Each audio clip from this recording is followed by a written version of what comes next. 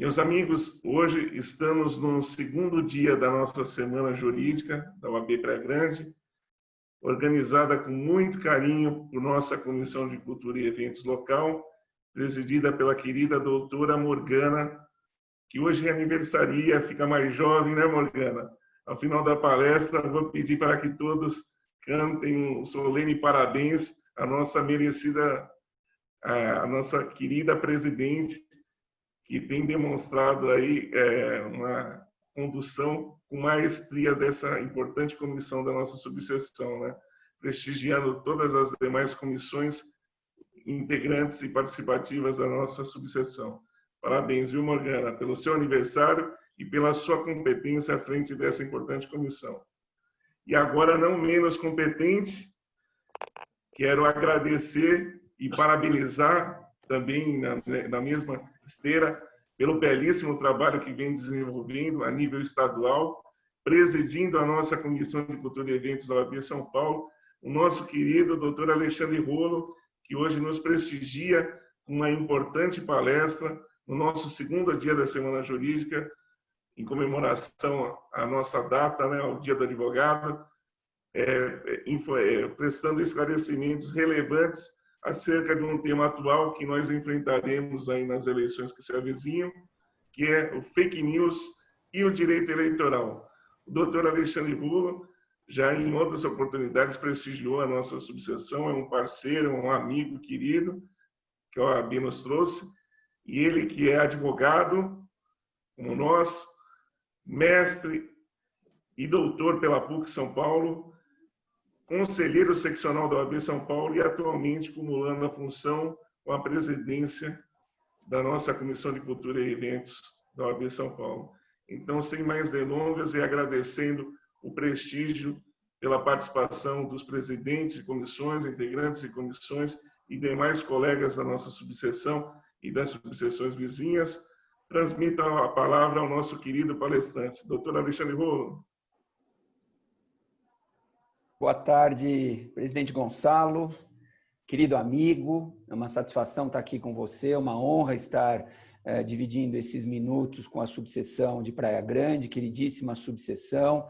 Eu queria te cumprimentar, também queria cumprimentar o vice-presidente Franco, que eu vejo aqui, nosso colega, também presente aqui na audiência, o Rangel, a Flávia, o Mauri, enfim, a sua diretoria, competente diretoria, que tem feito um trabalho brilhante à frente da subseção, dessa importante subseção, que é a subseção da Praia Grande. Queria ainda saudar todos os demais colegas que nos assistem, me permitam nominá-los um a um, na pessoa da querida doutora Morgana, nossa aniversariante de hoje, que completa 25 anos hoje, e, portanto, recebam todas e todas um forte abraço, um carinhoso abraço na figura da doutora Morgana. Quero dizer que é uma grande alegria estar aqui com vocês para tratar de um tema, como você disse, presidente Gonçalo, é um tema atual, sim. Nós vamos falar principalmente de fake news.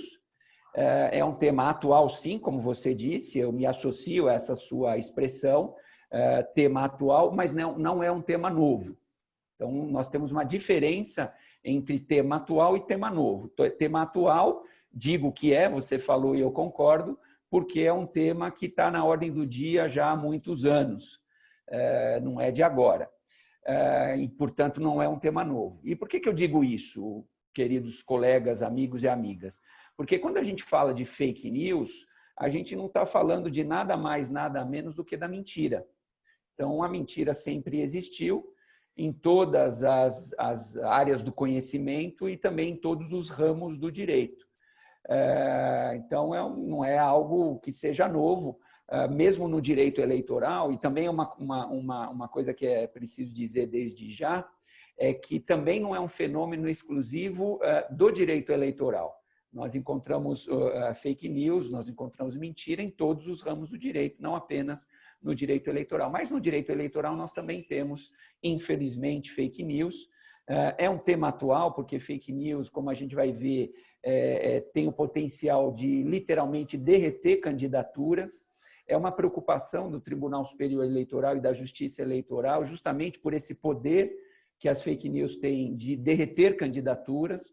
Nós temos em curso, e aí não é direito eleitoral, é direito penal até mais do que direito eleitoral, vocês sabem disso, colegas que são, no Supremo Tribunal Federal está em curso um inquérito presidido pelo ministro Alexandre de Moraes, que trata justamente de fake news e das ameaças e ataques que têm sido feitos através da internet ao Supremo Tribunal Federal e aos ministros do Supremo Tribunal Federal.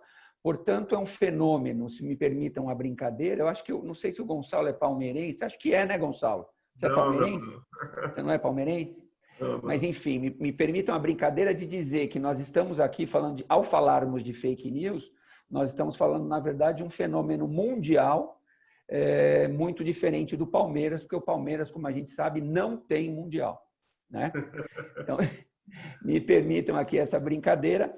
Para começarmos, então, eu quero compartilhar a tela com vocês, vamos ver se dá certo, para a gente falar, então, um pouquinho desse fenômeno mundial que são as fake news. Vamos lá. Tá vendo? Já estão vendo a primeira tela? Perfeitamente, doutor Alexandre. Ok, bom, primeira tela, a minha apresentação, dispensa apresentação. Vamos passar, se aqui o meu computador me ajudar. Isso. Então, a primeira tela que eu apresento para vocês, ao falarmos de fake news, é que fake news são conteúdos deliberadamente falsos. Então, quem propaga, quem divulga, pelo menos o primeiro propagador das fake news, é uma pessoa que está propagando algo deliberadamente falso. Nós não estamos falando aqui de equívoco. A pessoa responsável pelas fake news, a pessoa responsável pela propagação da mentira, sabe que está propagando uma mentira. Então, nós estamos tratando de um conteúdo deliberadamente falso, que adquire a forma de notícia, e é isso que faz com que as fake news acabem circulando, porque muitas das pessoas que recebem e que repassam, o repassador da fake news, ele pode não agir de forma dolosa, mas, no mínimo, ele agiu de forma culposa ao receber um determinado conteúdo e repassar esse determinado conteúdo sem maiores cuidados, sem maiores checagens.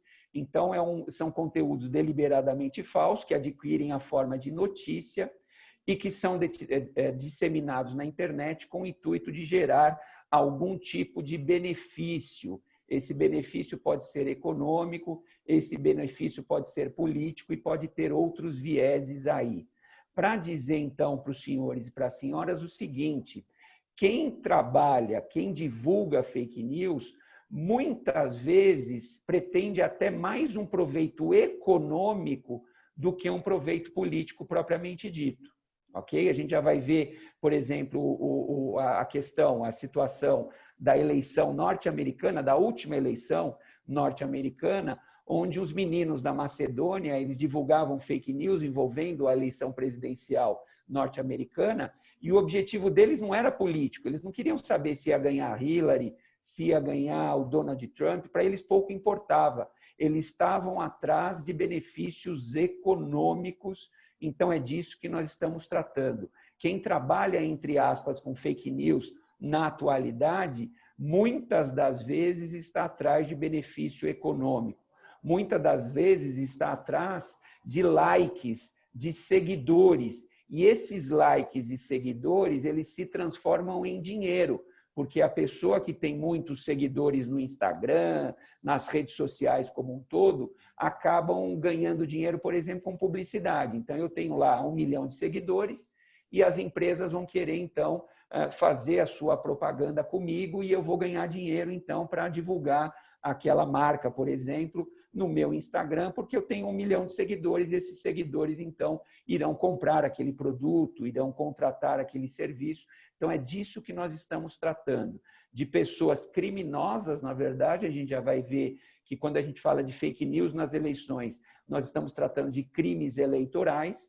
Então, são pessoas criminosas que estão atrás, muitas das vezes, de um benefício econômico. E quando a gente fala de fake news no direito eleitoral, é claro que a pessoa está atrás de benefício político.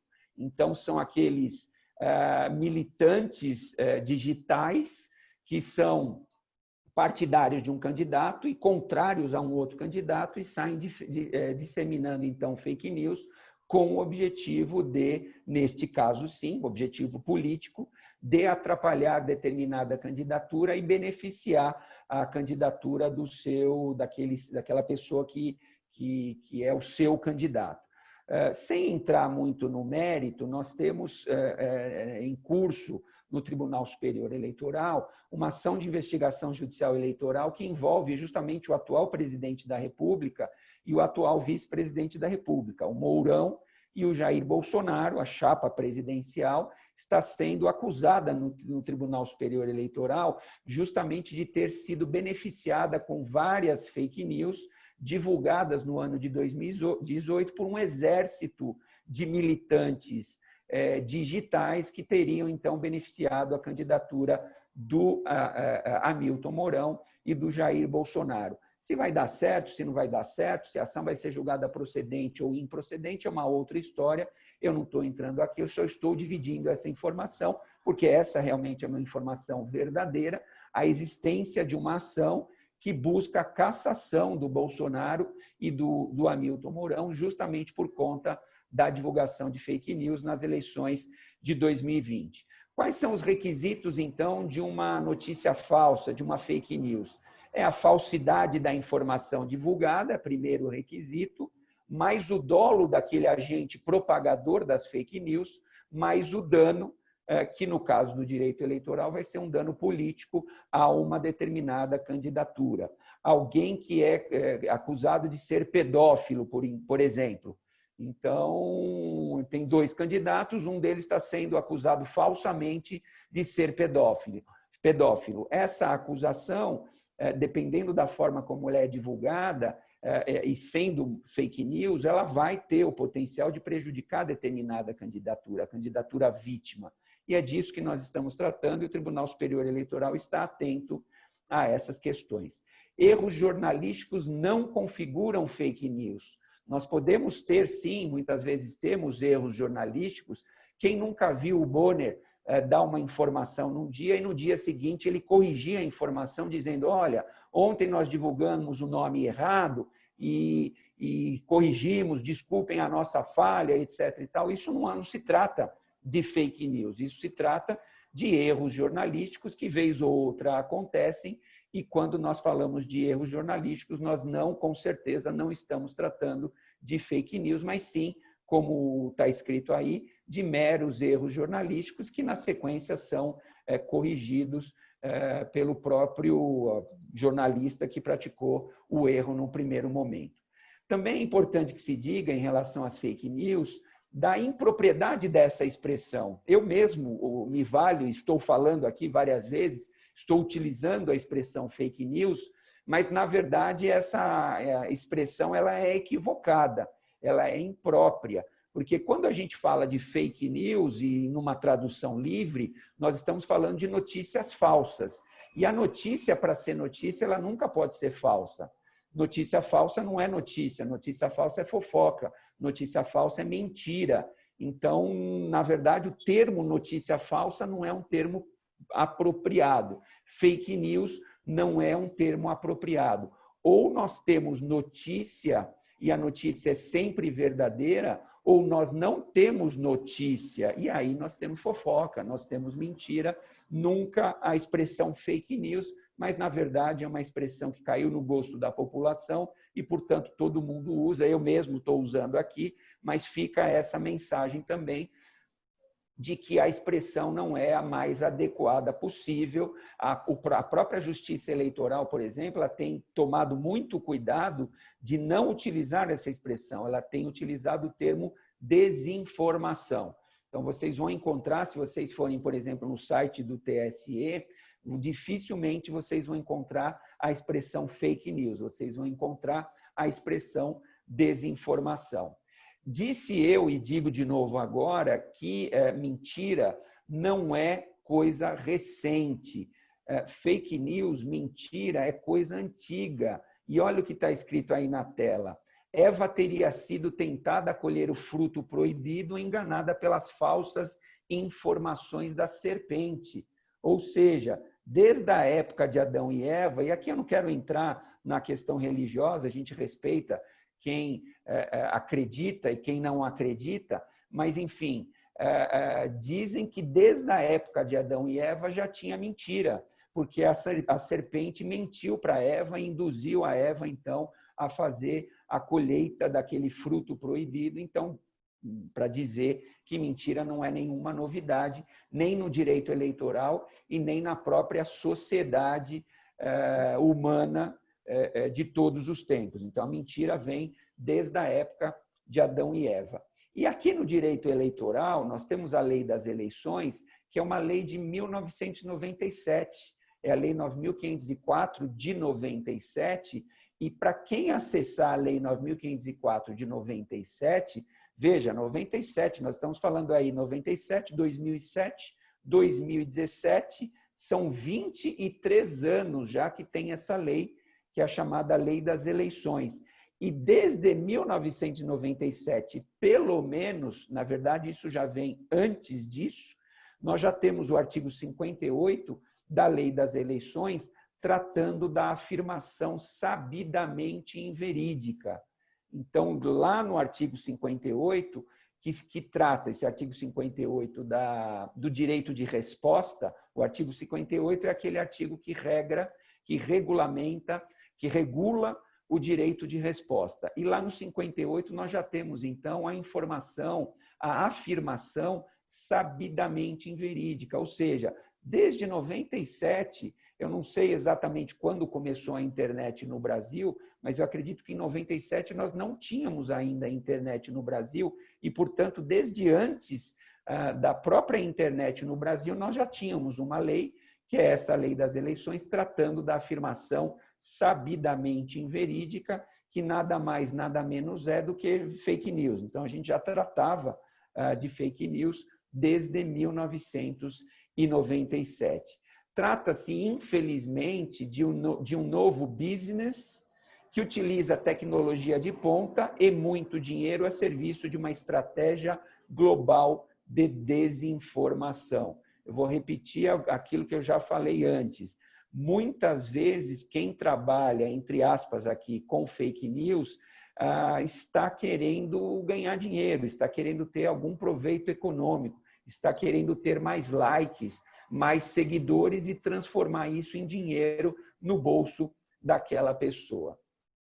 No passado, antes da internet, as notícias e informações elas eram transmitidas apenas pelos órgãos de imprensa.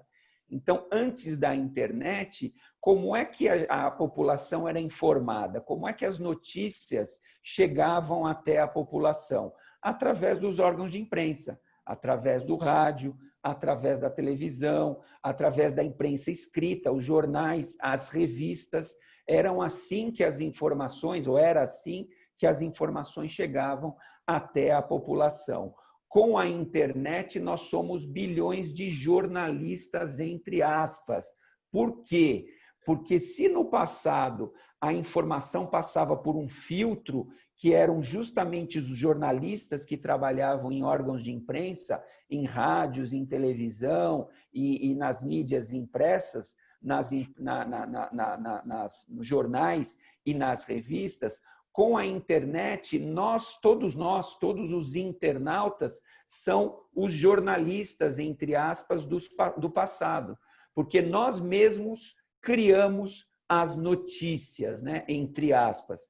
Eu acordo um determinado dia e falo, vou querer agora criar uma fake news. E vou lá e coloco na internet, por exemplo, que para a pessoa ficar imune da Covid-19, ela tem que tomar metanol. Tome metanol e, com isso, você fica imune da Covid-19. Estou dando um exemplo verdadeiro. Teve um artista ou uma artista que acordou um dia e resolveu divulgar essa fake news, que bastava tomar metanol que a pessoa ficava imune da Covid-19. O que aconteceu? Algumas pessoas concordaram, quer dizer, acreditaram nessa informação, tomaram metanol e morreram. É disso que nós estamos tratando. Nós estamos tratando de fake news no viés eleitoral, que tem o poder de derreter candidaturas, e no viés extraeleitoral, fora das eleições, que tem o poder de levar pessoas à morte. E isso, infelizmente, está acontecendo. No passado, isso não acontecia. Não acontecia de um artista acordar um belo dia e falar: olha, tome metanol que você está livre para sempre da Covid-19. Isso não acontecia, porque as informações, antes de serem disseminadas à população em geral, elas passavam pelo filtro que era feito pelos jornalistas, pelos órgãos de imprensa. Agora esse filtro não existe. Por isso que eu coloco aqui, hoje em dia todos nós somos, aspas, jornalistas, somos criadores de informação, basta eu acessar meu computador, criar lá uma mentira qualquer, uma fake news, e isso vai ser propagado, infelizmente, milhões e milhões e milhões de vezes. Informações falsas são um negócio altamente lucrativo, já que no mundo atual, na verdade já falei isso, ter muitos seguidores ou likes vale dinheiro. Estão aí os influenciadores digitais, os youtubers. Quanto mais seguidor a pessoa tem, maior é o dinheiro que essa pessoa recebe por mês, se não com outras coisas, com a questão dos patrocínios em relação às publicidades que aquele influenciador digital acaba divulgando no seu canal do YouTube, no seu blog, etc, etc, etc. Então, é disso que nós estamos falando. Hoje em dia, eu tenho 2 filhos, por exemplo, e os meus filhos acompanham e seguem muitos desses youtubers aí. E eles falam: olha, fulano de tal tem tantos milhões de seguidores, fulano de tal divulgou um vídeo e conseguiu não sei quantos mil likes. Hoje a molecada vive assim, querendo ir atrás de likes, querendo ir atrás de seguidores, e infelizmente esse é um terreno fértil para divulgação e propagação de fake news, de desinformação. Informações falsas circulam com velocidade 20 vezes maior do que notícias verdadeiras. Por quê? Porque a verdade é entediante. Então, já há um estudo, e aí não é a minha praia do direito eleitoral, é mais do próprio direito digital, e as pessoas que trabalham com internet já fizeram esse estudo, e as informações falsas circulam com velocidade 20 vezes maior. Vejam que coisa! Quando eu coloco uma mentira, quando eu coloco uma verdade, a velocidade da verdade é de 20 km por hora. Vamos dar um exemplo aqui em quilômetros por hora. Quando eu divulgo uma informação,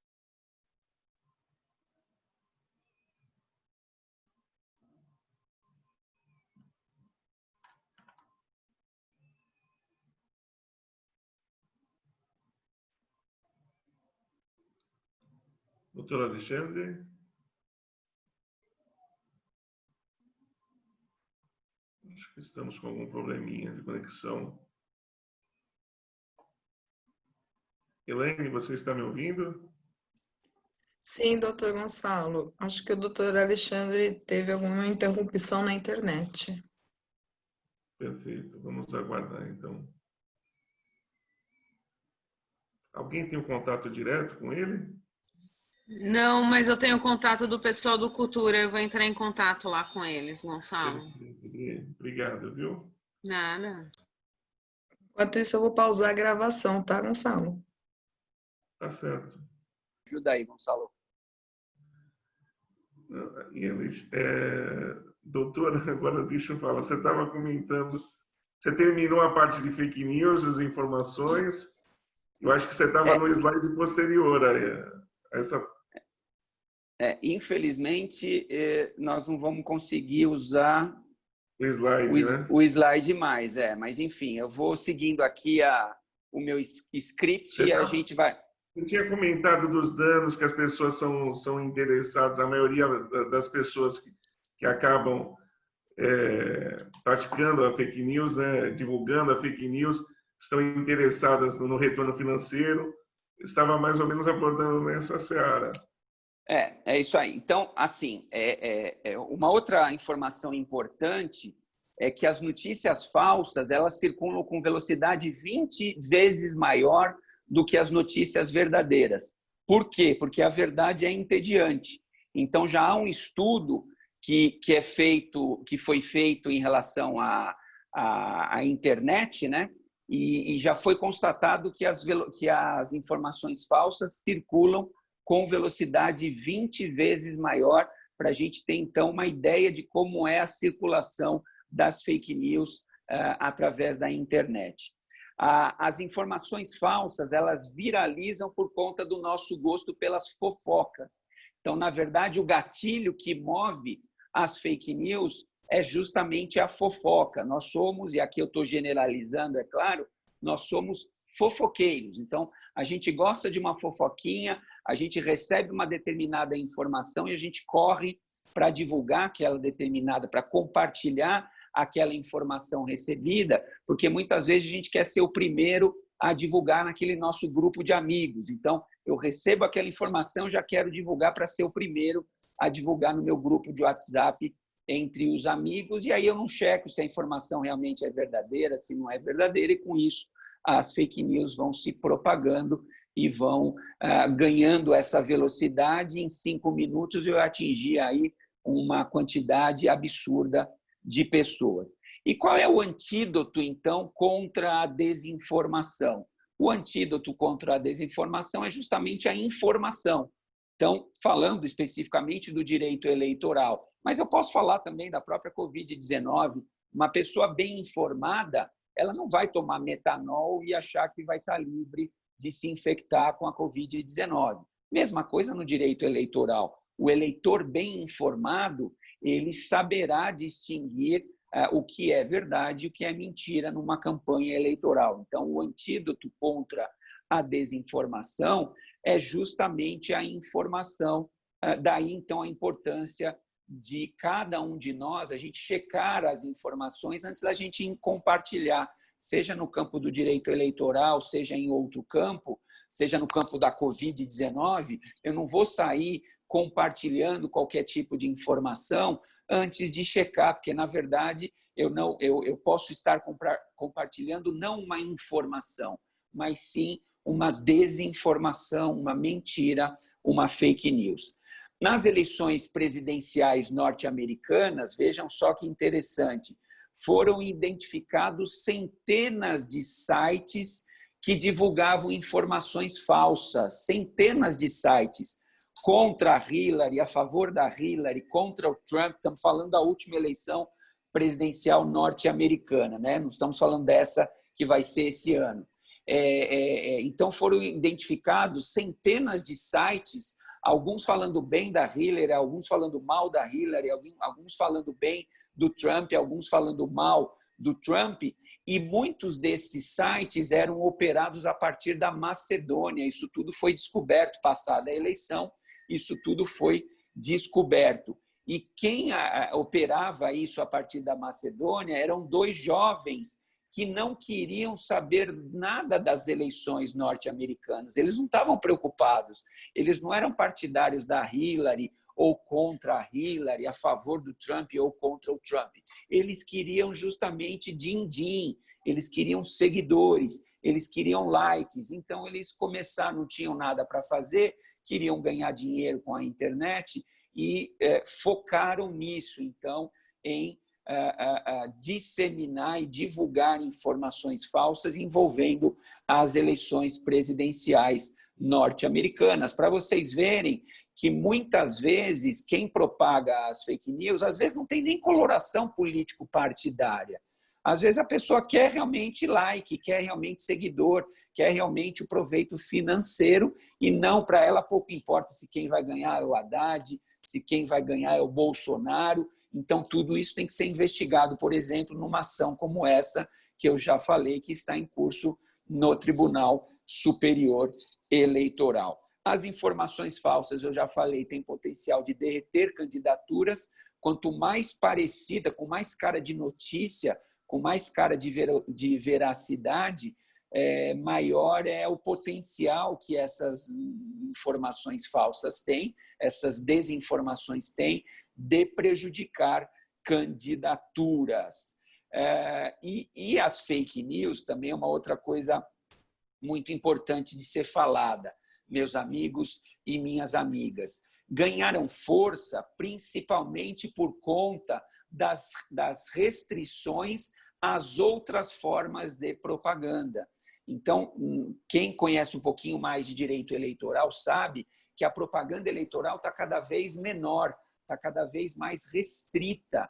E é justamente por conta dessa restrição que ganha força a internet. E ao ganhar força a internet, ganham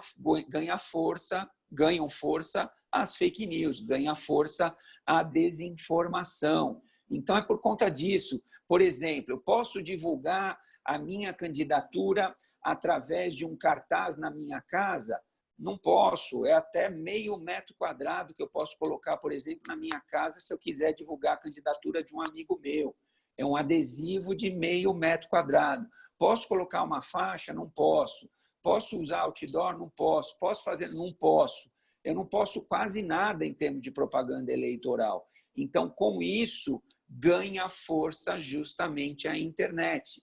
Posso, por exemplo, fazer um comício em praça pública na minha campanha eleitoral? Posso. Mas por que eu vou fazer um comício em praça pública se eu posso me valer do meu celular, gravar um videozinho de 30 segundos e divulgar esse vídeo na internet, nas minhas redes sociais? Percebam, portanto, a importância da internet em uma campanha eleitoral. Essa importância é cada vez maior e, com isso, sim, infelizmente, também ganham força as fake news, ganha força a desinformação. O compartilhamento doloso de fake news gera responsabilidade também. Então, isso é importante que a gente saiba. A pessoa que não foi a primeira a divulgar a desinformação, mas ela está compartilhando dolosamente essa desinformação numa atitude orquestrada, por exemplo, para prejudicar uma determinada candidatura, essa pessoa também pode ser responsabilizada. E, na verdade, quem trabalha, entre aspas, com fake news, quem atua com fake news, acha que a internet é terra de ninguém. E isso não é verdade. A internet ela deixa rastro.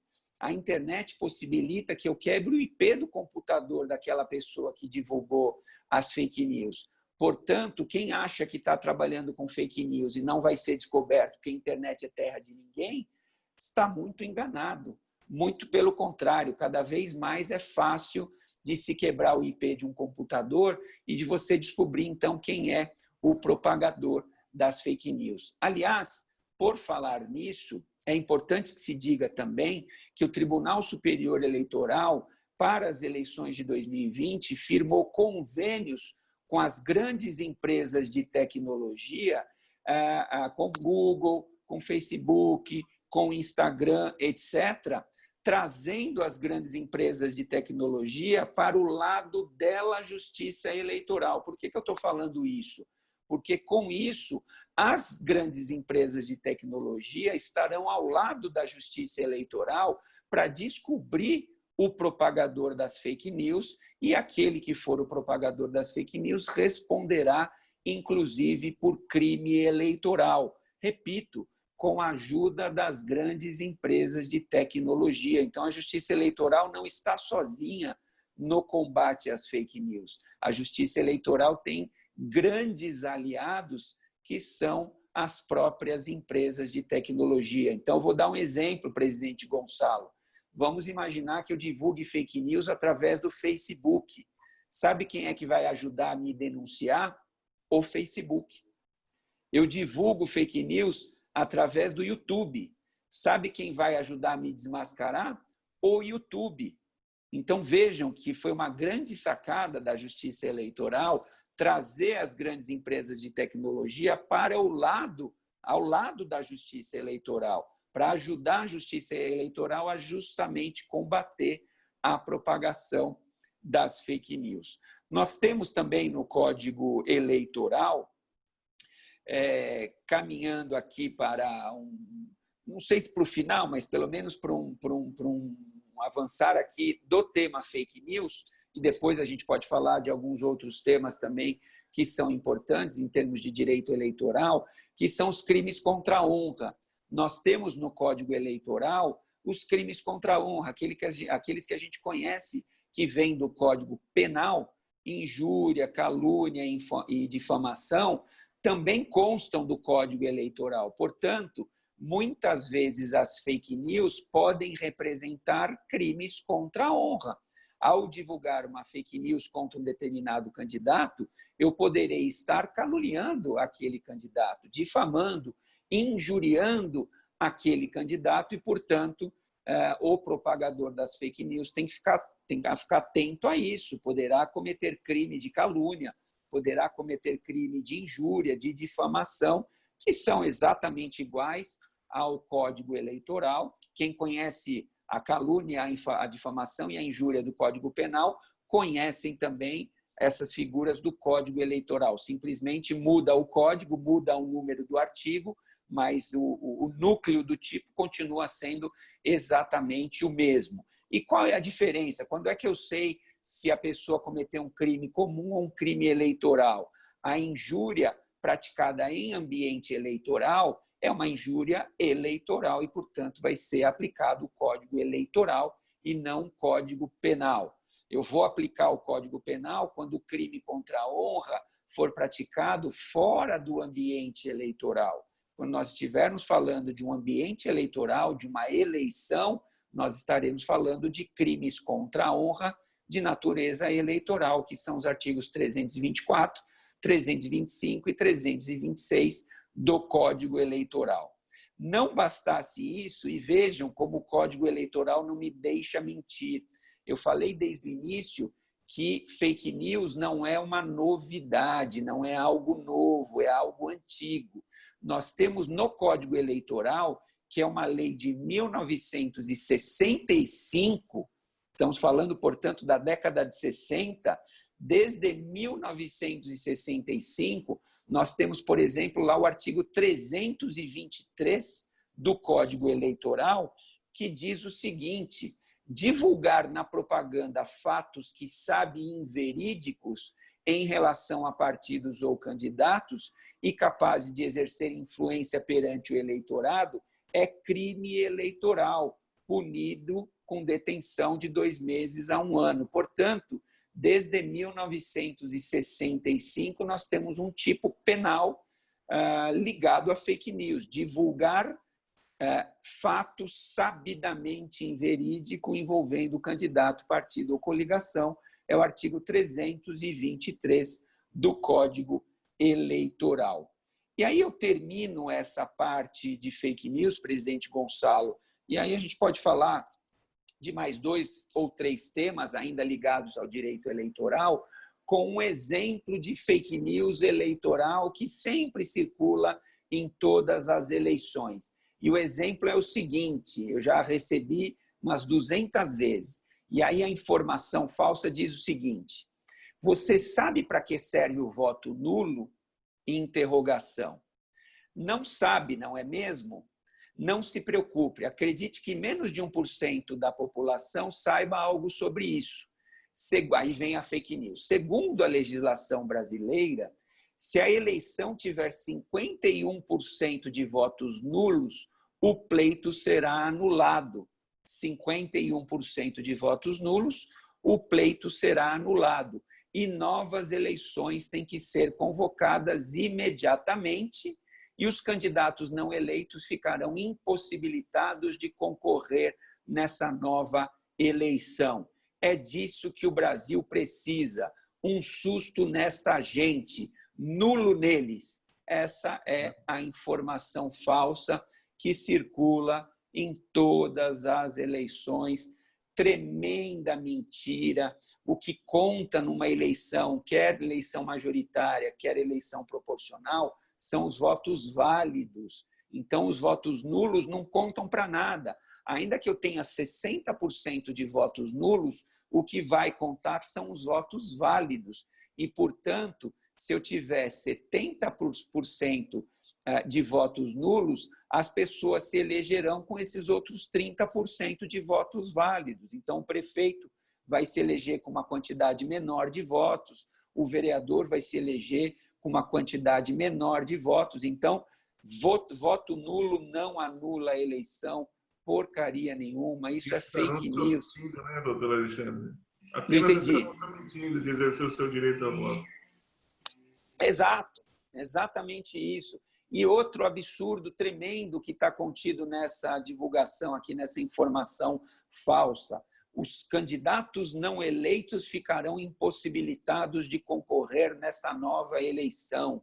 Isso significaria uma nova inelegibilidade.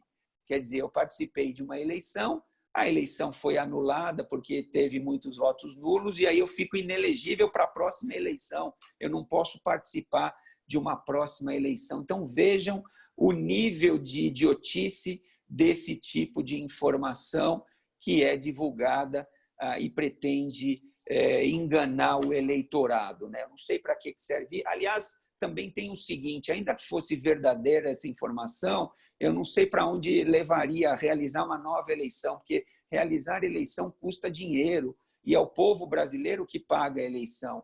Então, ficar divulgando isso, olha, vamos anular a eleição porque terão que ser realizadas novas eleições. E aí? Realiza novas eleições, gasta dinheiro tudo de novo, por que não vota bem da primeira vez para eu não ter que pensar em anular uma primeira eleição para ter uma segunda eleição?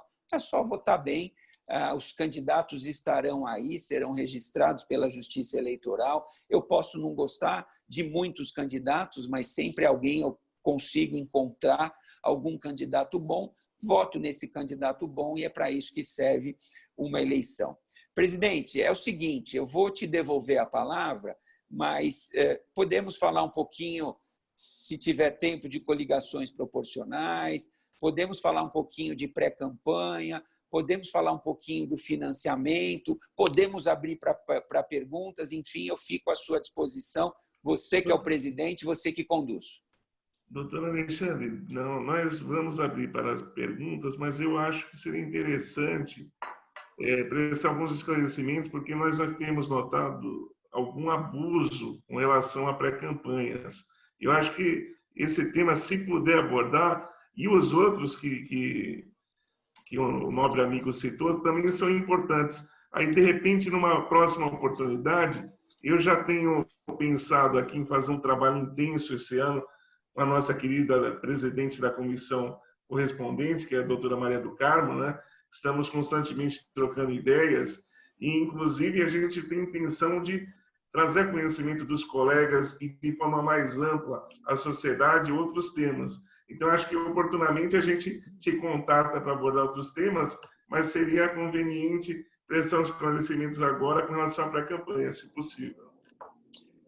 Vamos lá, importante tema, pré-campanha, todo mundo está perguntando, que na verdade, Gonçalo, nós estamos agora no momento de pré-campanha, né? A campanha eleitoral propriamente dita, e aí falaríamos da emenda constitucional 107, né?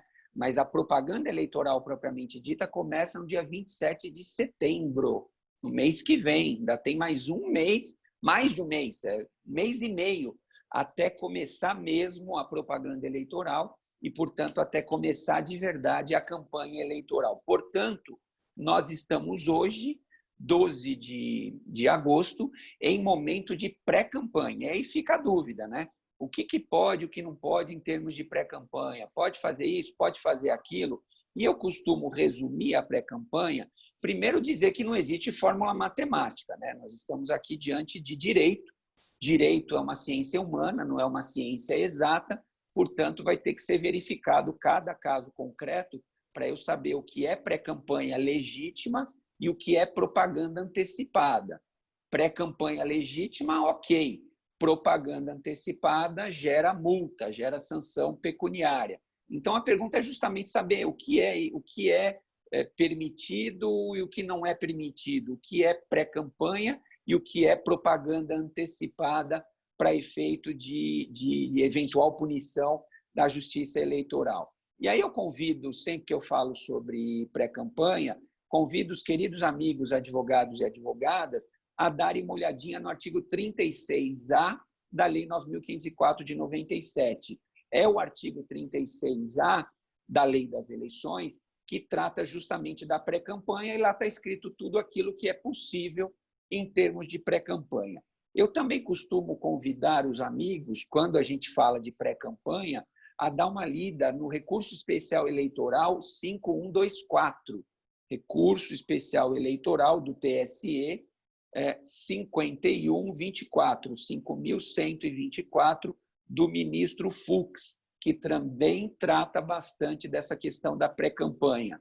Lendo o 36A e lendo esse acórdão do Tribunal Superior Eleitoral, o colega e a colega já ficarão bem informados a respeito da pré-campanha, aquilo que pode e o que não pode. Mas eu costumo resumir essa questão da pré-campanha dizendo o seguinte, que na pré-campanha pode quase tudo, só não pode 3 coisinhas, entre aspas, aqui as coisinhas. O que eu não posso na pré-campanha? Eu não posso pedido explícito de voto, isso não pode na pré-campanha, isso está escrito lá no 36A, que o pré-candidato não pode fazer pedido explícito de voto, então essa é uma das proibições.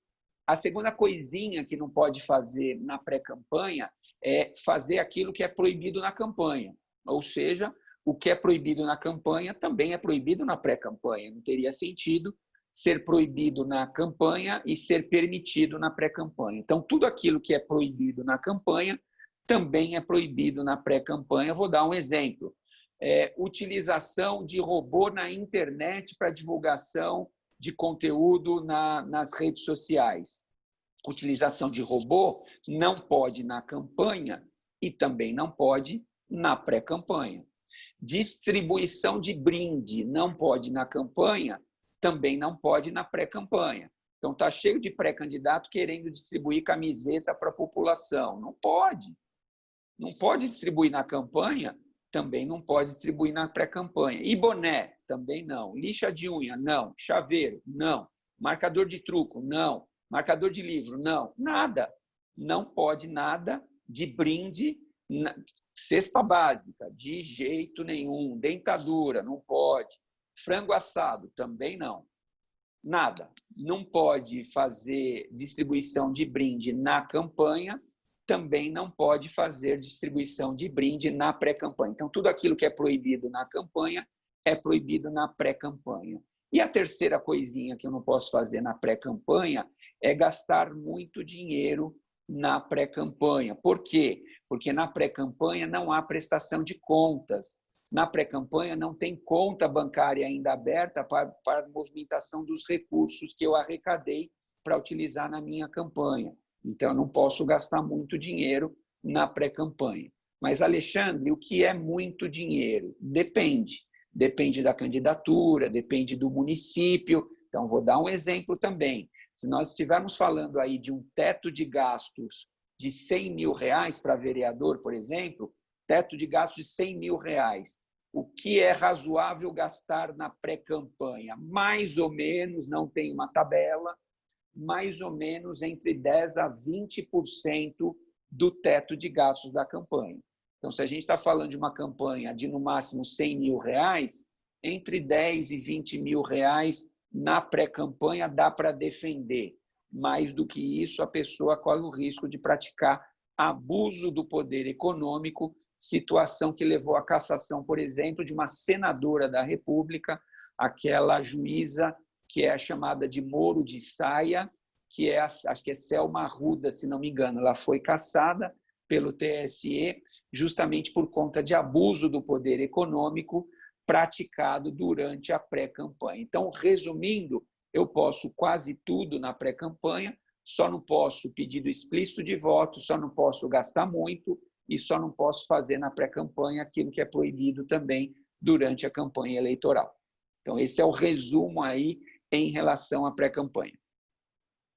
Perfeito, doutor Alexandre. Foi muito esclarecedor, viu? Temo que alguns pré-candidatos aqui da Praia Grande já Já terão que colocar sua barba de molho aí, que com certeza serão autuados. Agora, só para finalizar esse tópico, e a gente já ingressar nas perguntas, a punição é só a multa, doutor Alexandre? Nessas hipóteses que mencionou, Então, do abuso depende, do né? poder? Depende, porque funciona da seguinte forma. Se nós estivermos falando de uma propaganda antecipada, sem maiores gravidades, a sanção é pecuniária. Então, por exemplo, eu não poderia colocar uma faixa na minha casa e aí eu coloquei uma faixa agora, dia 12 de agosto, pedindo voto. Vote em Alexandre Rolo. É pedido explícito de voto. E eu coloquei uma faixa na minha casa. Posso fazer isso? Não posso. Isso é considerado propaganda antecipada. Qual é a punição para uma situação como essa? Sanção pecuniária. Então, aí sim. Agora, se nós estivermos falando de, por exemplo, de abuso do poder econômico, o abuso do poder econômico pode levar à cassação. Então, aí vai depender também da conduta que nós estamos tratando. Perfeito. Então, tá certo, doutor. Muito obrigado, viu? Como sempre, muito feliz na exposição, de forma clara e precisa. Nada como trazer um especialista em direito eleitoral para nos brindar com esse vasto conhecimento. Fica aqui registrada a gratidão da nossa subseção, viu, doutor Alexandre? E também registrar aqui o interesse dos colegas, advogados que estão participando. E, doutor Alexandre, a gente também divulga em nossas redes sociais as palestras. Então, não só os advogados, como toda a sociedade, acaba tomando conhecimento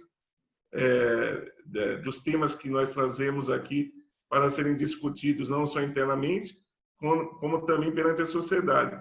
Porque nós sabemos que é a casa da advocacia e da cidadania. E nessa seara, eu quero registrar aqui que temos uma pré-candidata. Muito embora a nossa instituição seja apolítica, né? Não tende para nenhum candidato, mas é sempre de bom tom ressaltar quando há interesse do candidato em aprender um pouco mais, né? Em adquirir conhecimento. E hoje nós temos uma pré-candidata a prefeita aqui participando, a doutora Raquel Chini, né? Então, fica aqui registrada a nossa gratidão aí por participar dessa brilhante palestra, muito embora, como divulgamos perante as redes sociais, todos os demais candidatos tomaram conhecimento desse encontro. Então, fica aqui registrado aqui os nossos parabéns aí pela demonstração de interesse. E já antecipando aqui, Maria do Carmo, me perdoe, mas estamos aqui num projeto piloto, trabalhando, eu e a doutora Maria do Carmo, né, num projeto de fazer um grande debate dos candidatos a prefeito da nossa cidade.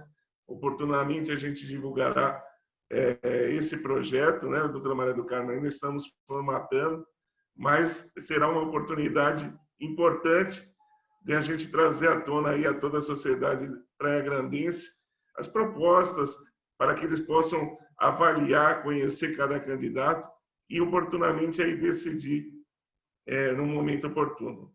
Perfeito? Então, agora, sem mais delongas, passo a palavra à nossa querida Paula Ferreira e peço que os demais interessados em fazer alguma indagação do que utilize a ferramenta Raise Hand. Esta será a forma que nós adotaremos aqui para conceder a palavra. Perfeito? Com a palavra, doutora Paula. Oi, boa tarde, presidente. Boa tarde, doutor Alexandre. Eu queria dizer que eu sou uma fã fervorosa do senhor, acompanho todas as lives. Onde eu vejo que o senhor está, eu vou atrás. Eu queria agradecer a sua presença na nossa subseção, fiquei muito feliz. E queria perguntar sobre tamanho de publicidade, lambe-lambe em casa, em traseira de carro, e sobre o tamanho, a limitação para outdoor. E o que o senhor pensa sobre promoção pessoal em tamanho de outdoor, em outdoor especificamente? Essa é a minha pergunta. Obrigada. Não sei se ele caiu. Não, ele está. É só liberar o áudio, doutor Alexandre. Libere o áudio, doutor Alexandre, por favor.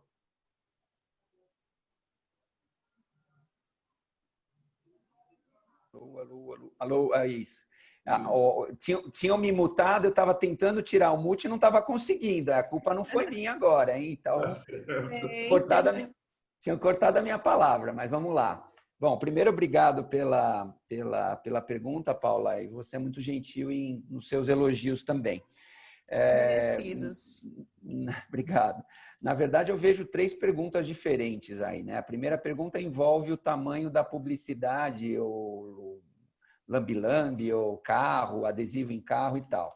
E o tamanho a regra, meio metro quadrado.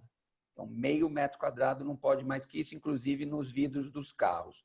A exceção é a parte de trás, o para-brisa traseiro do carro, porque aí eu posso colocar um adesivo microperfurado da extensão total do para-brisa traseiro. Isso pode, não tem problema nenhum. Agora, fora isso, se eu, por exemplo, quiser colocar na minha casa uma propaganda minha, se eu fosse candidato, meio metro quadrado. E diz a lei que tem que ser adesivo e diz a lei que tem que ser na janela, inclusive. Quer dizer, a lei eleitoral ela atua com requintes de crueldade, porque ela limita. A gente fica preocupado com a fita métrica para saber se tem meio metro quadrado, se não tem meio metro quadrado, quando, na verdade, quando a gente fala de propaganda eleitoral, nós estamos falando só de um direito do candidato, nós estamos falando de um direito do candidato, estamos falando de um direito do próprio eleitor de conhecer os candidatos e melhor escolher o seu candidato, o candidato em que o eleitor vai votar. Importantíssima a propaganda eleitoral, porque a propaganda eleitoral é a forma através da qual os candidatos se fazem conhecidos perante o eleitorado. Então, principalmente as novas lideranças precisam da propaganda eleitoral. O prefeito, e aqui eu não estou falando especificamente de nenhum prefeito de nenhum município, estou generalizando. O prefeito candidato à reeleição, ele não precisa tanto da propaganda eleitoral, porque ele prefeitou, entre aspas, né, durante 3 anos e meio. Então, ele é conhecido, as pessoas sabem quem ele é, ele dá entrevista, todo mundo aparece no jornal do município e etc., né? Agora, a nova liderança não. A nova liderança precisa da propaganda eleitoral. E o pessoal está limitando cada vez mais a propaganda eleitoral, o que dificulta o surgimento de novas lideranças. Então, primeira resposta é essa do meio metro quadrado. Segunda pergunta, acho que seria do outdoor, é isso? Isso. Do outdoor. Bom, outdoor não é permitido durante a campanha eleitoral. Então, uma das proibições da campanha eleitoral é a utilização de outdoor. Então, posso fazer propaganda eleitoral através de outdoor? Não. Mas é verdade que muitos pré-candidatos estão fazendo algumas publicações, digamos assim, em outdoor. Então, por exemplo, Feliz Dia dos Pais. E aí aparece a figura sorridente do pré-candidato desejando um feliz Dia dos Pais.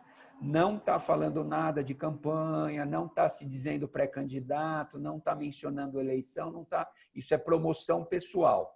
Ontem foi dia de sessão do TRE de São Paulo, e o TRE de São Paulo julgou 2 casos concretos envolvendo outdoor e na pré-campanha. E nesses 2 casos concretos, o que o TRE entendeu é que não havia ilicitude, não tinha problema nenhum, porque o candidato, a pessoa, na verdade, não se identificava como pré-candidata. Ela simplesmente se valeu do outdoor, da foto, Feliz Dia dos Pais, alguma coisa assim. Então, não tinha menção à pré-candidatura, não tinha menção à eleição, não tinha a frase "conto com você", não tinha menção "o melhor para a Praia Grande", não tinha nada disso. Por isso que eu falo que vai depender do caso concreto. Dependendo do que está escrito no outdoor, pode ser que configure. "Conto com você", "o melhor para a Praia Grande". Aí a gente já está falando de uma outra situação. Então, vai depender de cada caso concreto. Então, assim, outdoor não pode, mas se for um outdoor só falando Feliz Dia dos Pais, a foto da pessoa e sem nenhuma indicação, ontem foram julgados 2 casos no TRE e o TRE falou, ok, não tem problema nenhum. Tem mais uma terceira pergunta? Não, acho que era essa, mas eu só vou emendar nesse do outdoor. De qualquer forma, só daria multa e não inelegibilidade, né? Não daria abuso de poder econômico, por exemplo, ou dos meios de comunicação? Não, né? Paula, depende. Eventualmente. Depende. Nós estamos falando de quantos Cada outdoors? caso é um caso, né? Não, então, nós estamos falando de quantos outdoors? Nós estamos falando de 50 outdoors? Abuso do poder Estamos econômico. falando de um outdoor na entrada da cidade, por exemplo. Um outdoor eu acho que não é abuso do poder econômico. Um outdoor eu entendo que não Mas é abuso do numa poder via de amplo acesso, essa seria a situação, por exemplo. Quanto foi né? gasto? Hipotética. Quanto foi gasto nesse outdoor? Para ter abuso do poder econômico, tem relevância não financeira. Sei lá, 15, 20 mil, vamos pensar. Então, não sei. Então, nós estamos falando de uma campanha cujo teto é de quanto? Se a gente estiver falando de um município super pequeno, cujo teto de gasto do vereador é 20 mil, e essa pessoa gastou 20 mil na pré-campanha com um outdoor, aí já é abuso do poder econômico. Então, vai depender do caso concreto. Cada caso é um caso, vai analisando. Cada caso é um caso, vai depender. Agora, eu vou mudar o exemplo. Nós estamos falando de uma candidatura em São Paulo, município de São Paulo, cujo teto de gasto para vereador são, acho que 1 milhão e tantos mil reais. E aí ele gastou 20 mil com um outdoor. Não, aí eu não vejo abuso do poder econômico, eu vejo, eventualmente, propaganda antecipada e não... Nem dos meios de comunicação por estar numa via de acesso à população, não? Um outdoor eu não vejo. Outdoor eu não vejo. Tá bom. O perfurado, então, não tem limitação, né? Limite do para-brisa traseiro. Para-brisa se for um carro grande, o para-brisa passa assim meio metro. Não tem problema. Tá Total bom, então, do obrigada. Total do para-brisa traseiro. Imagina, que é isso.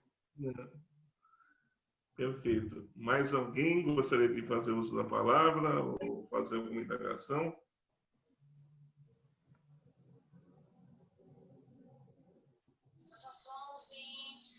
Temos alguma pergunta no chat, Dri ou Elaine? Acho que a Maria do Carmo levantou a mão. Não, é isso que eu ia falar. A do Carmo levantou a mão. Tá. Bruce também está com a mãozinha levantada. Tem que liberar o microfone da Maria do Carmo. Vamos lá, Maria. Peraí, mas pela ordem, acho que o Bruce levantou a mão primeiro. Peraí. Ok. Só um minutinho, Maria do Carmo. Bruce, por gentileza, libera o microfone dele. Boa tarde. Boa tarde. Boa tarde. A minha dúvida seria sobre os pré-candidatos, né? Sobre a forma que eles utilizam. Eu vou falar isso que seria a minha realidade. Eu sou servidor público e a minha dúvida é sobre o pré-candidato que se utiliza da administração pública para vincular a sua imagem com a sua candidatura. O que a legislação fala sobre isso? Olha, Bruce, não vejo problema também a depender do caso concreto. Eu vou dar um exemplo. Teve um candidato em eleições passadas que trabalhava no Ministério Público do Estado de São Paulo. E ele se identificou como pré-candidato, como candidato, na verdade, até nome de urna, na urna eletrônica, e, portanto, foi oficial, ele se identificava como Kleber da promotoria. Então, não vejo problema. Na verdade, você não está usando a promotoria para fazer campanha. Você está se identificando, você tem direito. Que Kleber? É o Kleber da promotoria, não é o Kleber da padaria, não é o Kleber da farmácia, não é o Kleber da escola, é o Kleber da promotoria. Então, ele se identificava, insisto, inclusive nome de urna, constou na urna eletrônica, ele não foi eleito, mas aí a culpa também não foi por causa do nome, ele era ruim de voto. Mas Kleber da promotoria, então ele se identificava oficialmente como Kleber da promotoria, porque era um funcionário que trabalhava na promotoria, se desincompatibilizou e foi candidato, perdeu, depois voltou ou não, aí eu não sei a história de vida dele, mas identificado como Kleber da promotoria. Então, Bruce da prefeitura, problema nenhum, para você se identificar, não é o Bruce da farmácia, não é o Bruce do açougue, é o Bruce da prefeitura. Então, vincular o nome da pessoa ao cargo que ela exerceu, que ela exerce, eu não vejo problema nenhum e dei o exemplo aqui do Kleber da promotoria. Entendi, mas mesmo que ele utilize a imagem da prefeitura, por exemplo, sair, colocar fotos dele no horário de serviço dele, com o fardamento de serviço dele, todas as formas institucionais e arremetendo a candidatura dele, fazendo vídeos institucionais com o nome de urna, fardado durante o tempo de serviço e colocando na página de campanha dele. Seria, eu acho que eu acabei não me expressando tão bem. Seria mais tipo de utilização da imagem pública. Ô Bruce, tudo vai depender do caso concreto. Então, isso tem que ser colocado, tudo o que ele está fazendo e, eventualmente, entrar com uma representação por abuso uso da máquina administrativa, abuso do poder político. Eu, a princípio, não vejo, mas tem que analisar o caso concreto. Então, por exemplo, se ele está utilizando uma imagem da prefeitura, mas é uma imagem de domínio público, é uma imagem de domínio público. Se ele fez um vídeo, o vídeo é dele, não é o vídeo da prefeitura e, portanto, ele não se apropriou de um vídeo público, eu também não vejo problema. Eu estou gravando um vídeo, hoje em dia todo mundo grava vídeo com celular, eu pego meu celularzinho, gravo lá e atrás é a prefeitura. Então, eu estou me gravando com a imagem da prefeitura atrás. Não vejo problema. Veja, numa situação como essa, eu não estou me apropriando de uma fotografia do poder público, eu não estou me apropriando de um vídeo do poder público, eu estou fazendo um vídeo e atrás está a prefeitura. Ah, mas está usando farda. Pode ser um problema da farda das Forças Armadas. Talvez o Código de Conduta das Forças Armadas proíba a utilização de farda em campanha eleitoral, mas aos olhos do direito eleitoral eu não vejo maiores problemas, não. É muito comum, principalmente depois do Bolsonaro, é muito comum o pessoal da área militar se candidatar e postar foto do fardado de PM, policial militar, bombeiro, etc. Então, não vejo, a princípio, eu não vejo problema. Agora, é claro, vai depender realmente do caso concreto. Se a pessoa estiver abusando demais, caberia, eventualmente, uma representação por uso da máquina administrativa. Pelo que você me falou, não tem uso da máquina administrativa, porque a pessoa não se apropriou de imagens, de vídeos públicos. Ela está fazendo material próprio dela, particular, mas usando, por exemplo, uma farda. Isso pode configurar uma infração disciplinar perante a corporação dessa pessoa. Entendi, doutor. Muito obrigado pela explicação. Imagina. Ok. Próxima agora, a doutora Maria do Carmo. Doutora Alexandre. Uma palavra, Maria do Carmo. Boa tarde a todos. Boa tarde, doutora Alexandre. Que alegria tê-lo aqui, abrilhantando a nossa tarde. Eu estava muito ansiosa, até desmarquei os meus clientes da parte da manhã para me preparar para esse momento que, para mim, é de extrema importância. Um tema que me agrada muito, um tema que eu gosto de verdade, e já anotei aqui um bocado de pergunta, que eu quero ficar afiadinha para esta eleição. Então, faz uma de cada vez, para eu poder responder todas. Pode deixar, está tudo anotado aqui para não perder nada. Eu não vou deixar o senhor ir embora até eu sair daqui 100% garantida de que eu estou fazendo tudo direitinho. Doutor, primeiro, assim, essa eleição, ela já tem demonstrado que vai ser uma eleição diferente. Vai ser uma eleição diferente por conta da pandemia, vai ser uma eleição diferente porque hoje o acesso às redes sociais, o acesso à internet, ele é muito maior do que nas eleições passadas, principalmente a prefeitura, as eleições municipais. Então, e o brasileiro, ele é muito criativo, né? Ele é criativo para coisas boas, mas infelizmente, às vezes, principalmente se falando de política partidária, ele é mais criativo ainda para fazer coisas que não deviam. Eu acompanho muito nas redes sociais a Câmara dos Vereadores aqui do município, né? Nem todos gostam muito de mim por causa disso, mas eu estou ali acompanhando, bonitinho, fiscalizando, fazendo o meu papel de cidadã, que faço desde que vim morar aqui em 1985. Pois bem, tem essa questão dos robôs, né? Muitas pessoas às vezes não entendem, talvez pudesse esclarecer um pouquinho melhor, porque eu queria saber como detectar o uso de robôs na campanha política, né? Como que a gente consegue provar isso juridicamente? Que determinado candidato colocou ali para conseguir likes, né? Conseguir visibilidade maior através de robôs, né? Qual é o mecanismo que podemos usar para conseguir comprovar isso, né? Não adianta só falar, a gente tem que provar isso. Essa é a primeira pergunta. Vamos lá. Primeira pergunta, super difícil. Quero agradecer a pergunta, agradecer o carinho e dizer que e dizer que eu não sei responder, mas eu vou te dizer o seguinte: por que eu não sei responder? Eu tenho dito, sempre que eu tenho oportunidade de dizer, eu tenho dito o seguinte para os candidatos: candidato que é candidato sério e que quer ganhar as eleições, Maria do Carmo, precisa de 3 profissionais, pelo menos. Precisa de um advogado ou de uma advogada para saber fazer tudo certinho. Não adianta ganhar a eleição depois ser cassado porque fez um monte de besteira. O candidato sério precisa ter um contador, porque prestação de contas é coisa séria e tem que ser praticamente diária essa prestação de contas durante a campanha eleitoral. Então, tem que ter o contador e tem que ter, e aí entra uma parte da resposta que eu vou te dar, o especialista em internet. Porque, na verdade, a pergunta que você está me fazendo, ela é muito mais de direito digital, eletrônico e de tecnologia do que propriamente de direito eleitoral. Então, o que eu tenho dito é, o candidato sério precisa ter um especialista em internet, precisa ter um especialista em redes sociais. Por quê, Maria do Carmo? Porque é esse colega que vai estar na campanha junto com a gente que vai nos municiar com essas informações que você está me perguntando.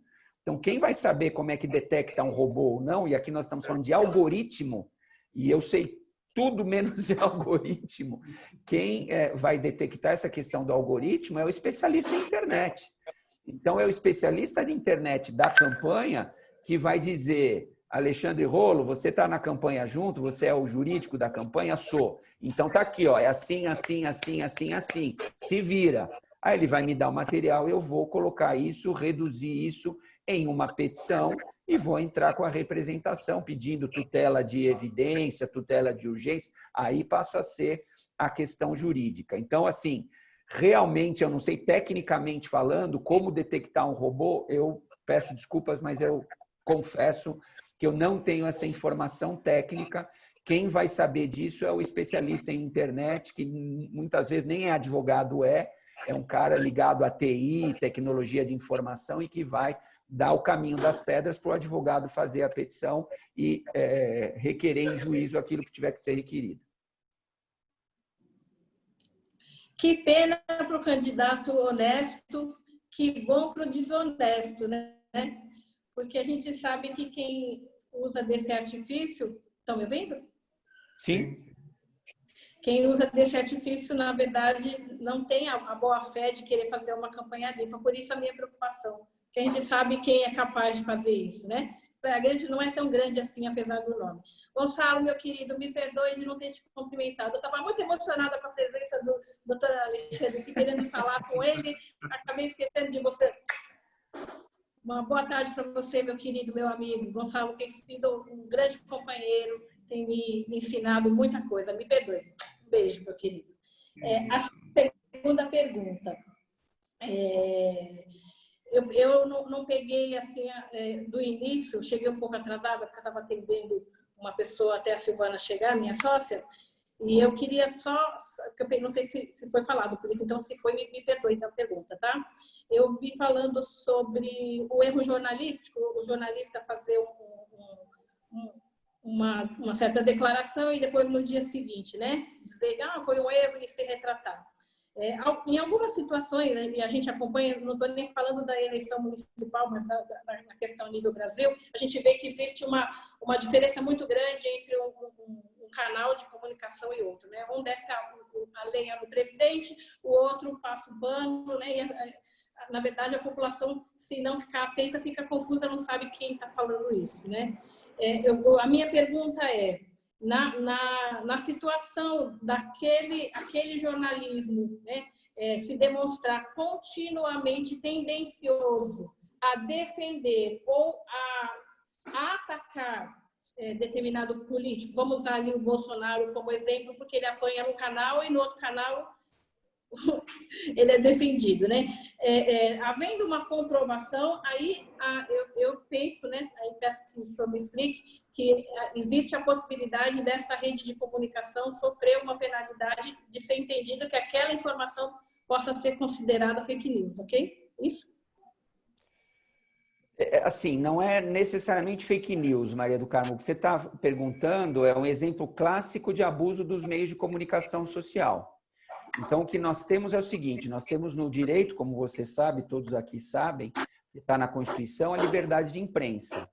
Então, liberdade de imprensa significa o seguinte, você tem um copo meio cheio, tem uma parte da imprensa que vai dizer que bom, o copo está meio cheio, a outra parte vai dizer, olha que tragédia, está meio vazio.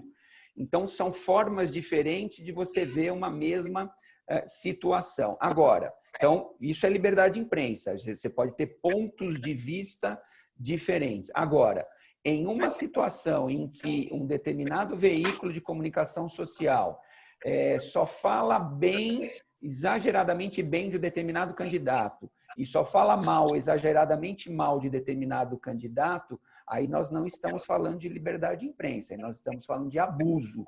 E o abuso é punível. O beneficiário desse abuso pode responder uma ação de investigação judicial eleitoral e pode ter o registro de sua candidatura cassada. É muito comum o que você está falando, principalmente nas eleições municipais. Nas eleições municipais, em muitos municípios, eu também não estou falando aqui de Praia Grande, em muitos municípios costuma ser da seguinte forma, tem dois grupos políticos, o grupo da situação e o grupo da oposição, que se revezam no poder e tem no município dois jornais, um que apoia a situação e outro que apoia a oposição. Então, é muito comum ter essas coisas de um determinado jornal só falar mal do prefeito, só falar bem da oposição e vice-versa. Então, também, a depender do caso concreto, pode ficar configurado o abuso dos meios de comunicação social. Então, aí nós estamos nem falando especificamente de fake news, mas pode envolver também abuso dos meios de comunicação social, que pode gerar cassação do registro da candidatura do beneficiário deste abuso dos meios de comunicação. Sim, doutor. E foi ótimo o senhor ter falado isso, porque para a realidade, né? Eu sou de Praia Grande, eu falo com bastante tranquilidade, que eu moro aqui e acompanho toda essa situação da política da cidade. E aqui na cidade, nós temos, sim, jornais, inclusive eletrônico, né? Jornal eletrônico que está no Facebook, no Instagram. A gente tem, sim, mais ou menos uns 4 que fala bem da administração, muito bem, e que fala mal, muito mal, muito mal. E essa observação foi muito importante. Vou até passar para algumas pessoas que eu conheço, porque eu acho que é gravado, né? Eu acho que todo pré-candidato deveria assistir depois essa palestra, brilhante palestra de hoje, porque isso acontece muito, né? E ao meu entender, nem elogiar demais faz uma boa campanha e nem xingar demais e só ver defeitos também faz uma boa campanha, né? Eu espero que aqui, pelo menos em Praia Grande, a gente consiga uma campanha limpa de verdade, com igualdade de condições para todos os candidatos, seja lá a nível majoritário, seja em relação aos vereadores. Nós merecemos isso, e eu conto muito com isso. E só uma última pergunta. Surgiu uma discussão essa semana, né, dentro de alguns grupos no Facebook aqui, do pessoal de Praia Grande, sobre compra de perfil na rede social. Não sei se o doutor já ouviu falar isso, eu achei muito engraçado, eu dei muita risada. E fui procurar saber o que é. Então, uma pessoa, ela tem ali 3.000 seguidores.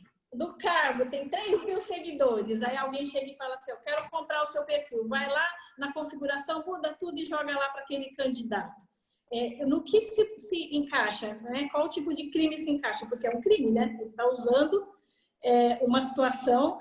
Eu estou vendendo o meu Facebook para o José das Plantas lá, e ele vai usar os meus 3.000 seguidores, e o seguidor às vezes nem percebe, eu penso comigo, porque muda toda a configuração, o nome, a foto e tudo, né?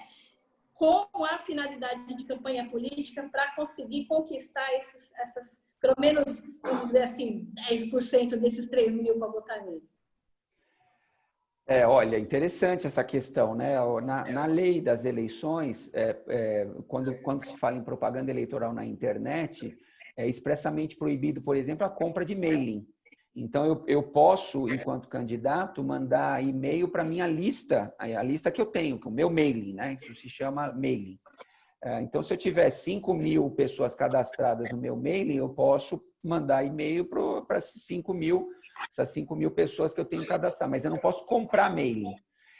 Então, é mais ou menos o que você está dizendo aí. Você está falando em compra de um perfil de Facebook. Então, não seria correto realmente. Eu vejo isso como uma possibilidade a depender de valores e da prova disso. Aí a gente entra na sua primeira pergunta, precisa ver como que eu vou conseguir provar essa compra e venda, mas eu poderia ter um abuso do poder econômico e também um abuso dos meios de comunicação social, porque a internet e as redes sociais, salvo o melhor juízo, podem ser consideradas também meio de comunicação social. A internet talvez seja o meio mais eficaz, o meio de comunicação social mais eficaz, muitas vezes até que a própria televisão e que o próprio rádio. Então, a depender da situação, pode ter um abuso de poder econômico e pode ter um abuso dos meios de comunicação social. Ok. Muito obrigada, doutor. Não, por isso. Obrigado a você. Obrigada. Agora passamos a palavra à doutora Daniela Freitas. Olá, boa tarde, quase boa noite já para todos, né? Doutor Alexandre, muito obrigada pela palestra, foi incrível. Novamente, os parabéns para Morgana, para o Gonçalo, porque estão se esmerando de forma absurda. Cada ano a gente está tendo palestras mais interessantes e palestrantes que acabam fazendo parte da nossa família. Isso é muito interessante. Então, muito obrigada. Eu tenho uma pergunta, eu não vou fazer que nem a Maria do Carmo, que fez 300.000, e foram ótimas, porque elucidaram bastante a gente, mas é que normalmente eu faço muitas perguntas e todo mundo fala, não deixa a Dani falar, que ela fala um monte, põe a Dani para o fim. Então, hoje é só uma só, tá? Eu tenho um programa que ele é voltado para a proteção animal, para o direito animal, e a minha intenção era chamar pré-candidatos, então ainda conversar com pré-candidatos, e hoje uma das pré-candidatas aqui da Praia Grande, ela estaria no programa comigo, eu não sei se ela consegue ir, porque ela está numa reunião de partido, e eu queria que eles explicassem no programa qual é a plataforma deles, qual é o plano de governo deles com relação à proteção e defesa animal. Isso é uma forma de propaganda? Eles podem fazer isso ou eles não podem fazer isso? Eles poderiam se sujeitar a alguma penalidade? Daniela, obrigado pela pergunta, obrigado pelos elogios, imerecidos elogios, e para dizer então o seguinte, não pode, é possível, não tem problema nenhum, é permitido pelo artigo 36A que o pré-candidato compareça, por exemplo, em programas de rádio e de televisão, dando entrevista e até se dizendo pré-candidato, é possível. Isso aconteceu, por exemplo, aqui em São Paulo, o prefeito Bruno Covas esteve no Roda Viva, programa de televisão todo mundo conhece, de entrevista, e ele foi lá no Roda Viva, deu entrevista, disse que é candidato ou pré-candidato à reeleição, e isso é permitido pelo artigo 36A da Lei 9.504 de 97. Então, pode continuar com esse seu projeto. A única dica que eu te daria é o seguinte, se outros candidatos pedirem o mesmo espaço, você, em tese, teria que dar direito a esses outros candidatos. Exatamente. Ou seja, é aberto para todos. Isso aí. Na verdade, assim, eu até conversei já com algumas pessoas que são ligadas à parte eleitoral, à parte política de Santos, e aí eles estão fazendo para mim a listagem dos pré-candidatos, e aí eu fiz o mesmo com Cubatão, com São Vicente, até porque nós temos um projeto de trazer um hospital veterinário para cá. Então, eu quero saber se todos estão focados da mesma forma, porque eu acho que isso é uma plataforma interessante. Então, para eles é interessante, para que venham apresentar no programa o que eles querem com relação à proteção e defesa animal. Para mim é muito interessante, porque é uma forma de eu fazer esse link, até porque dentro da minha comissão na OAB, eu acho que é interessante para a gente formalizar isso também com essas pessoas, porque é importante que eles tenham essa visão de que hoje em dia não é só os seres humanos, né? A gente tem que focar também nos não humanos, então isso é muito importante. Mas está abertíssimo para todos. E eu estou fazendo o convite, como a gente não consegue todos os contatos, eu estou fazendo os convites com os presidentes de partido, eu estou pedindo e-mail para registrar que todos estão sendo convidados da mesma forma, que é para que ninguém venha dizer depois que abriu oportunidade para um e para outro não. Isso. E aí eu estou tendo cuidado de como o programa ele é formatado por uma plataforma digital que tem a base em Santos, eu tive essa preocupação de fazer isso para toda a região. Então, é Santos, São Vicente, Praia Grande, Cubatão, Guarujá, e que outra comarca mais quiser, nós estamos abertos.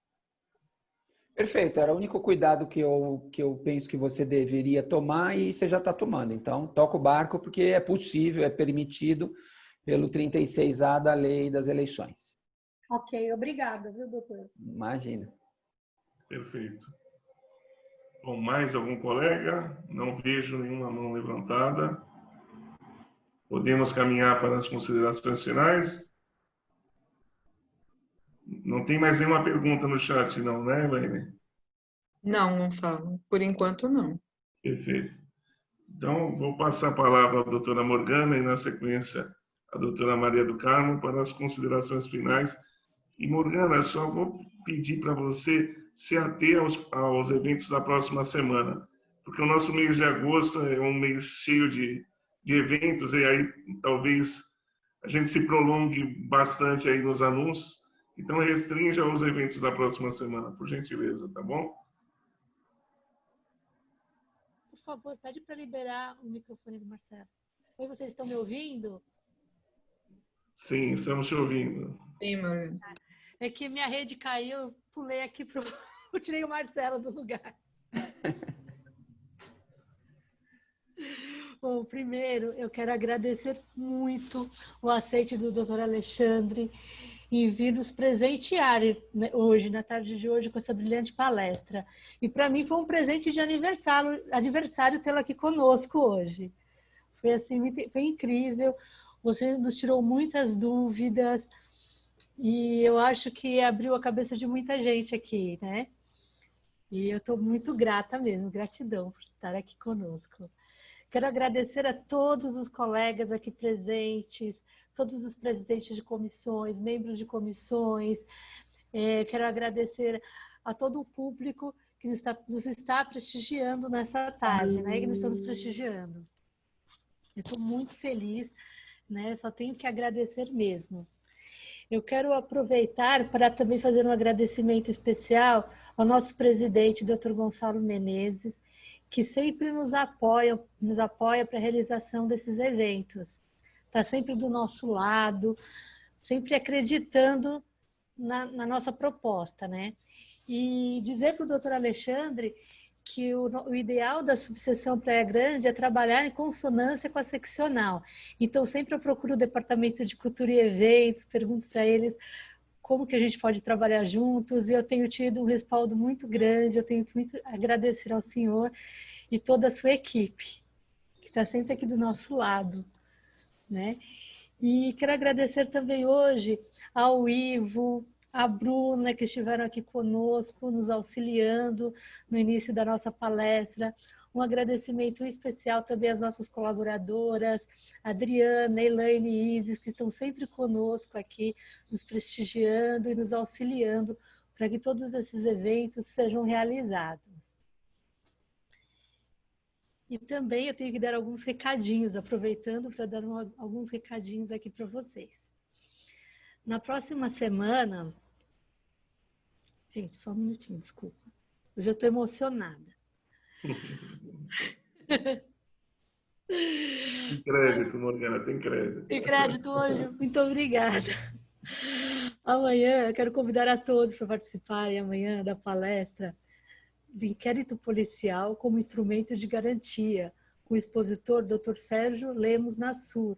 Será uma grande palestra, será imperdível. Eu espero que todos vocês estejam presentes. Eu conversei com o Dr. Sérgio e ele está preparando uma palestra muito bacana. No dia 14, nós teremos o nosso happy hour.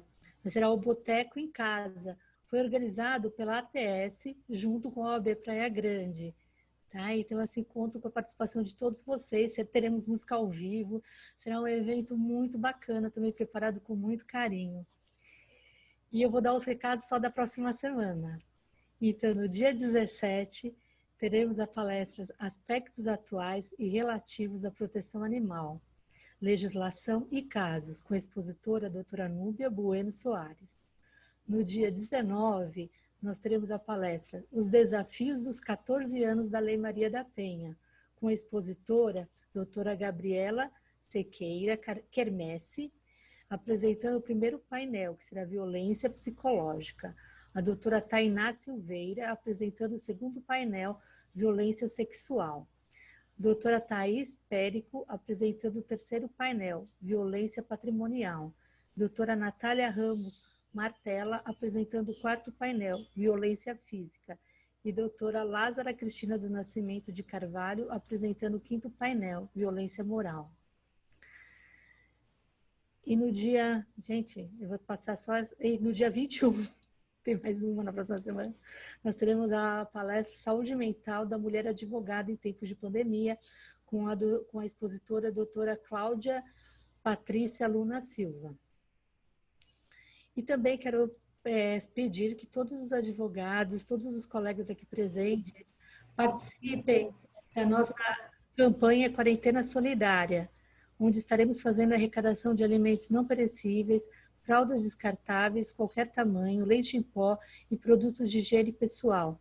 Os nossos pontos de coleta são Padaria Dois Corações, na Avenida João André Quintale, número 695, no Balneário Maracanã, e Forte Materiais para Construção e Correios, na Avenida Marechal Malé. Então, eu conto com a participação de vocês e a colaboração de vocês na nossa campanha. Devolvo para você, presidente. Muito obrigado, Morgana.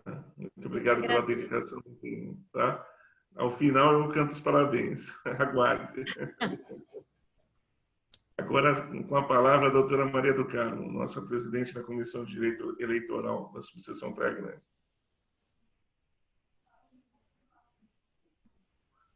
Ah, saladeada da Silvana. Cheguei no final. Vou dar um oi aqui para vocês.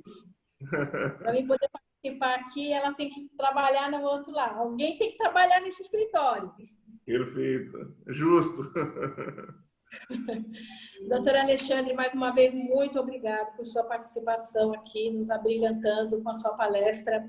Dani, desculpa, mas eu tenho muito mais perguntas para fazer para o doutor Alexandre, vou tentar fazer por outro canal. Não tive intenção nenhuma de tomar o tempo dos colegas, mas para mim era de imensa importância poder tirar essas dúvidas, tá? Prometo que da próxima vez eu fico caladinha, tá bom? Gonçalo, muito obrigado pela confiança que você depositou em mim, confiando em mim a presidência dessa comissão, num ano muito importante, um ano em que eu quero mesmo contar com a ajuda de todos os colegas, para que a participação da subseção da OAB em Praia Grande seja uma participação importante e marcante para que seja uma eleição limpa, uma eleição justa, né? E que a população saia ganhando com isso. Tenho certeza que a nossa participação, trazendo para a população o conhecimento da importância de uma eleição justa e de um voto consciente, vai fazer toda a diferença. Conto com a ajuda de todos vocês. Aos membros de comissão que estão aqui também, aos demais participantes. Raquel, um beijo no seu coração. Fico muito feliz de ver você também participando aqui com a gente, tá bom? Doutora Alexandre, dá um jeito de voltar mais vezes, porque eu ainda tenho muitas perguntas para fazer. Um abraço a todos. Não, conversaremos a respeito, viu, Ricardo? E obrigado, viu, minha querida?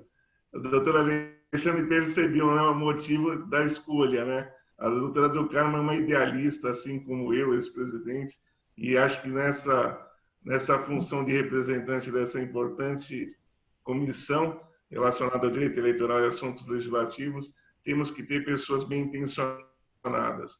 E eu tenho certeza, doutora do Carmo, que fará um trabalho belíssimo, que ficará registrado aí para sempre na nossa subseção, como um trabalho importantíssimo em defesa dos cidadãos de nossa cidade, e o que pudermos fornecer, transmitir de conhecimento à nossa sociedade para que essa eleição transcorra na mais perfeita ordem, pode contar com esse presidente.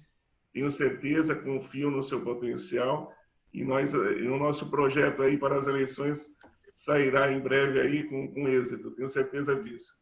Tá? Muito obrigado, viu, do Carmo? Obrigada. Vejo que o vice-presidente gostaria de fazer uso da palavra.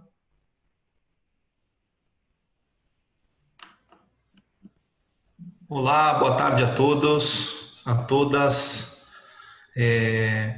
Bom, antes de iniciar, vou externar os parabéns para a Morgana, viu, Morgana? Felicidades, desejo tudo de bom para você, que o nosso Pai Celestial abençoe sempre sua vida, seus caminhos, viu?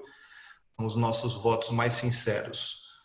Na verdade, eu pedi a palavra aqui só para mandar um abraço para o Alexandre, né? Agradecer também pela palestra.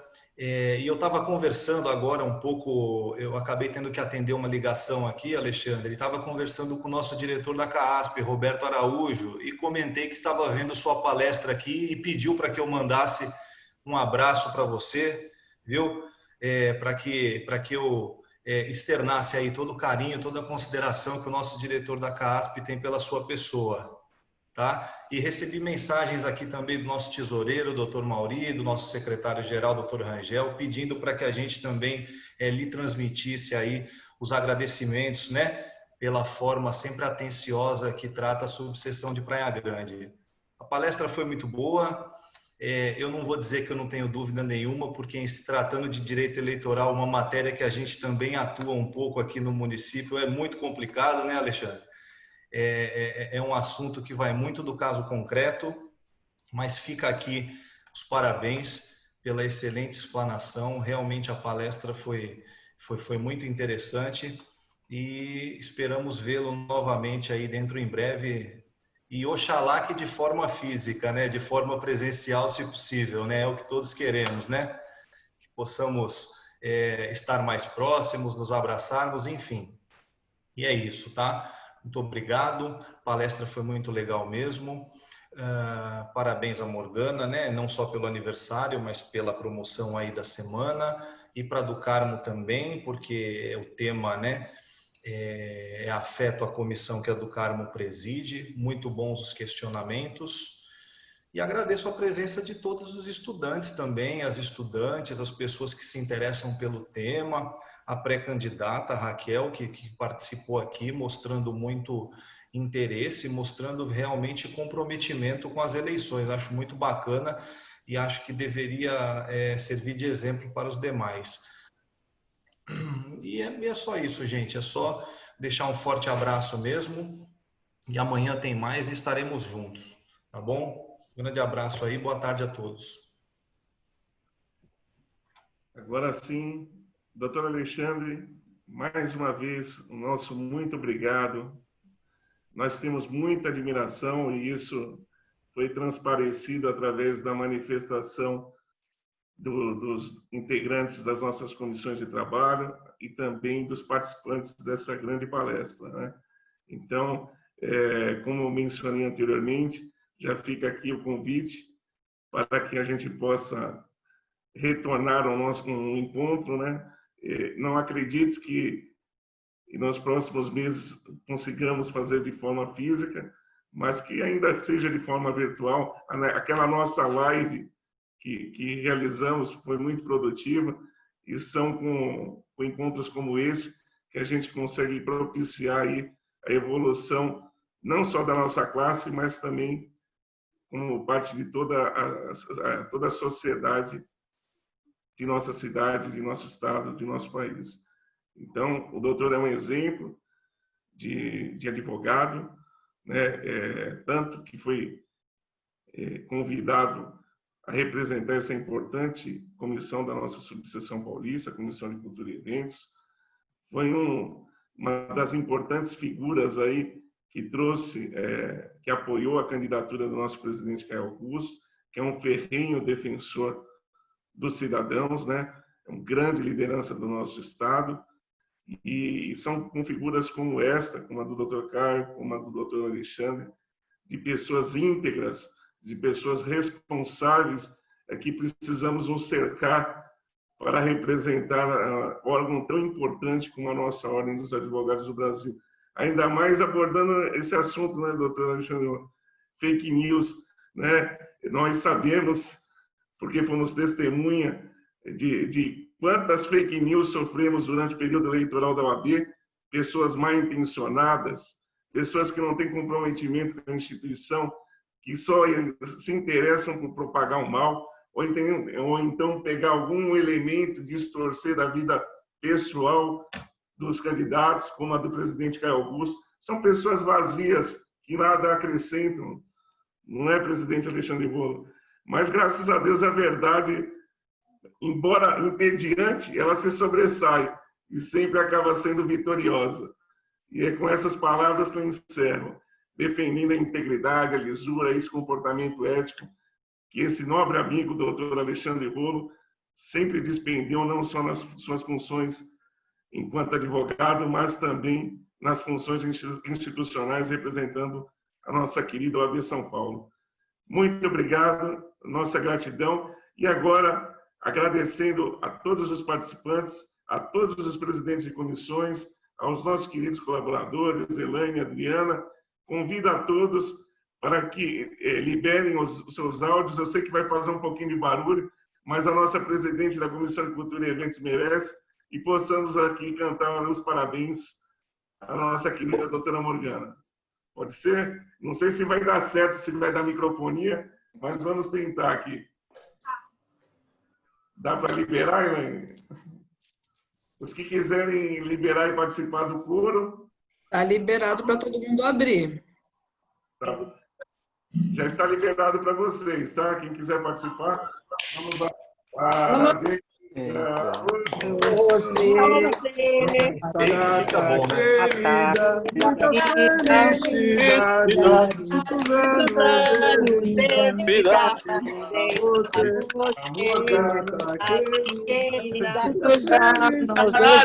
Viva a Morgana! A Morgana nada! Viva! Que é? Cerveja! Cerveja! Viva a Morgana! Petson no Banco do Brasil, libera a cerveja! Felicidade, Morgana! Obrigado, Joel. Muito obrigada. Parabéns, doutora. Muitas felicidades. Depois passa o endereço da festa e não esqueça de convidar o doutor Alexandre, doutora Alexandre. Um abraço a todos. Fiquem com Deus. Um abraço. Valeu, um Beijo abraço. grande. Tchau, pessoal. Obrigado. Tchau, gente. Obrigada. Até amanhã. Até amanhã. Beijo. Como é que fecha? Adorei meus parabéns. Xizinho.